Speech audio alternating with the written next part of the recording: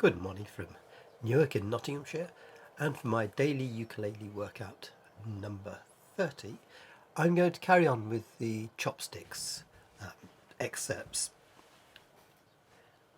I was going to put something different in for today, but I've changed my mind. I thought, well, let's carry on with Chopsticks. I've had quite a few requests for this from people who aren't doing the daily workouts, and it seems an appropriate time to show some of the techniques in the third section, and then I'll do the fourth one for tomorrow. In this one, it's really all about what's happening with the right hand. We've already, right at the beginning, had this sort of pattern where you're playing with P and then notes together, I am. Then one where you've got P, then ima, I am A, all together.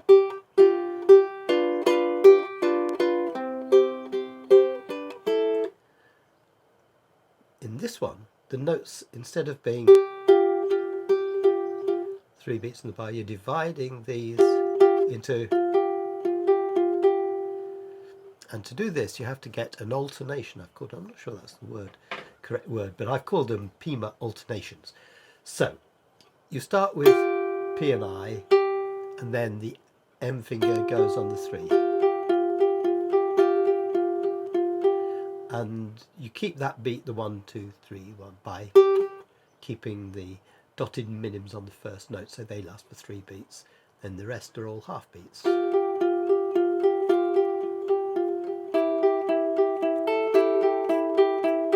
about the wrong note in there. It's easy to do. Then when you get to bar 4, you do a P-I-M, and now the alternation, instead of being fingers I and M, is M and A. Then in bar 6 it becomes I and A. Then bar 7 is the most difficult one. I and A, then M A.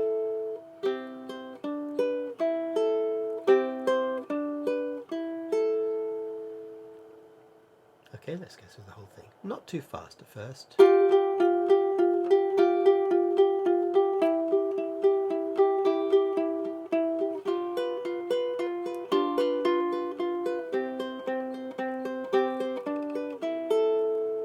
Get the idea?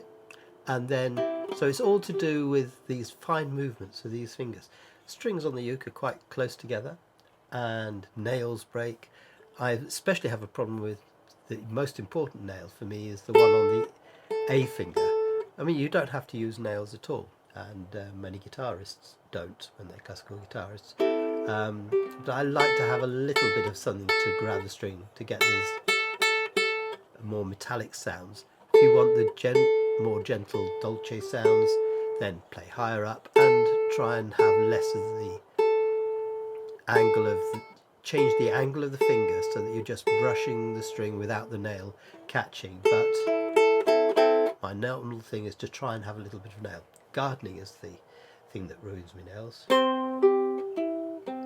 And bar 8 is one of these again. I like this idea of playing you've just had, now natural thing to go to 2 there, then 1, tread on the C string, so you're actually not letting that C, it says to last for 3 beats, but it can't if you're going to tread on it and play but I'd rather do that than, I think. So it's a wonderful thing in music, it's all the time. You can change your mind about the real phrasing and the sound that you want to come out and how many strings you want. I mean, I could have done that last one with all open strings apart from the top C.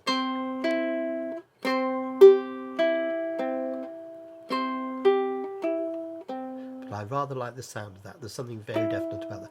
You can put a bit of vibrato, of course, on a string that's fretted, whereas if you're playing an open string, you can't do anything with it. Whereas that is a nice effect. And if so, 2 ways of doing it.